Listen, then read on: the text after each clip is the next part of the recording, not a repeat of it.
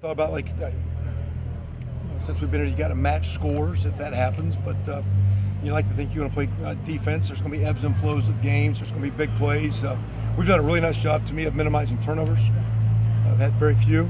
We've done a very nice job of having 3 and outs. So it gives your, if they're having plays, gives your defense a chance to recover. But they've got skill. They're going to make plays. They have for years. They're lighting it up now. Bottom line, we just got to find a way to whatever that number is. These are games where what's one team averaging 55 and 54, and it'll be like a 7-3 shootout or something like that. So and because you got great schemes and great players and prideful defenses, so you just got to go play and adjust. Last year we had to come from behind. You just got to adjust and play the game. And in this kind of game, is the offensive line even more important in this kind of game to be able to control play for you guys to keep your defense off the field some of the ways? Again, to me, if you're saying you're controlling line of scrimmage, which to me that means your pass blocking is not breaking down. Right. But when your pass block's not breaking down, that means your receivers are running on time and the ball's coming out of the hand on time and you're spacing routes out on time. And when there's loud noise, does that communication slow you down? And not playing faster, no huddle-wise, but just does things happen? Because every time you're doing something, you're running passing game in relation to time. In the run game, when you run the ball, it means the quarterback is disconnecting or he's taking RPOs when they're there. That means the perimeter guys are doing their job. So to me, it takes a whole group to be successful. So it's like if you can't run the ball, it's the line's fault. I don't buy that. If you can throw the ball, that means your line's doing well. If you can run the ball, it means your receivers are doing well. So I think it's going to take all 11. When you're on the road, it's going to be tough. It's going to take everybody. It's going to take more than 11. We play with a lot more than 11 guys. It's going to take a lot of guys this Saturday night in State College. Kevin, how prepared is Dwayne Haskins Jr. for this kind of environment? Obviously, he played well at TCU a couple of weeks ago and stuff. But what I guess has impressed you about him, and where do you think he can still grow a little? I think every time he plays, I think all those players, I think those great players in the NFL are always going. Those guys, Peyton Manning always talking, you're 16, 17, 18, I wanted to be coached.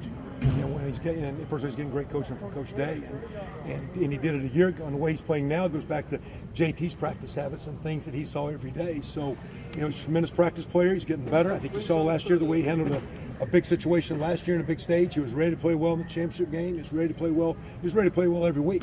And when called upon, he's answered the bell. Now, he also looks good when the supporting cast looks good. So when the offense is clicking, the quarterback looks good, and they get all the credit. When the offense is not clicking, it's probably going to be his fault. So as we play as a group, Dwayne's a big part of it, and he'll do a great job. Hey, Kevin, you've been a head coach, and you've been an assistant at a lot of different levels in the sport. So I think you have kind of a general, unique view of maybe what a recruiting is like, and different types of classes and stuff at different talent levels. I was just wondering, how soon into a recruiting class's arrival at Ohio State or at any place do you know whether the class as a whole is going to be a hit or not? I think we're in a right now society. I'm trying to figure this rule. I've never heard a rule that I'm on scholarship, and I've decided that I'm going to redshirt and then I'm going to transfer. So we're paying the rest of the year for you really not to play on our team. I'm trying to figure out. I'm about player benefits and the welfare and what's for their best interest. And I like the transfer opportunity, but all of a sudden, I'm through, and who wants to then collect the guy that's not even practicing or working out? How good's that player going to be? Because the cumulative effect of your habits are going to make you good going forward. So I think players, I think coaches, sometimes we make too many rash decisions. As talented as our classes are, we're a developmental program. And sometimes those linemen need a couple, 3 years. And you look at the way Demetrius Knox has came on in a couple, 3 years. You look, sometimes it takes a little time. I think Rashad Berry, in taking time, is getting where he's a solid player. So sometimes it takes time. You want it as a kid right now. You want it as a family right now. You want it as a fan base. You want it as coaches.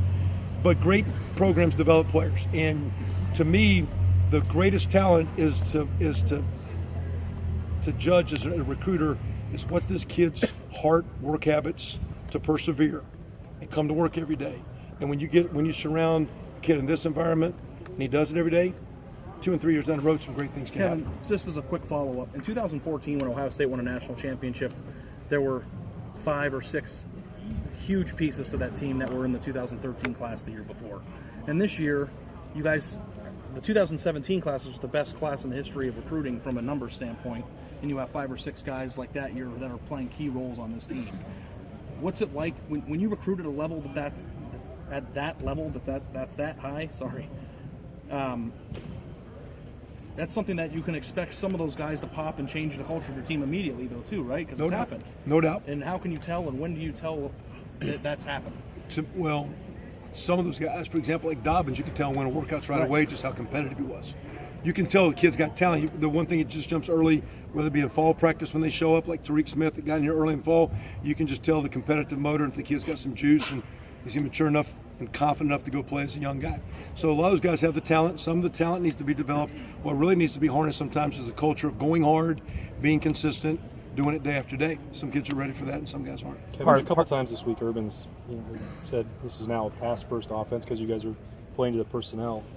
Did you all as a staff believe in the spring or in training camp that this was going to be the case, that Ohio State would be throwing it to the level that they are right now?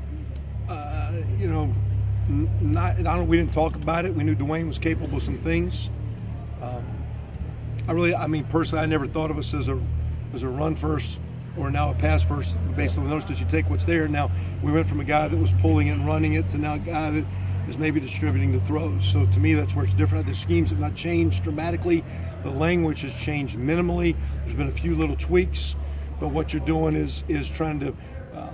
What you don't want to do when if you're saying we're a quote a pass first team, really good teams are physical, and as we throw the ball, we got to maintain a physical presence as an offense that we can get.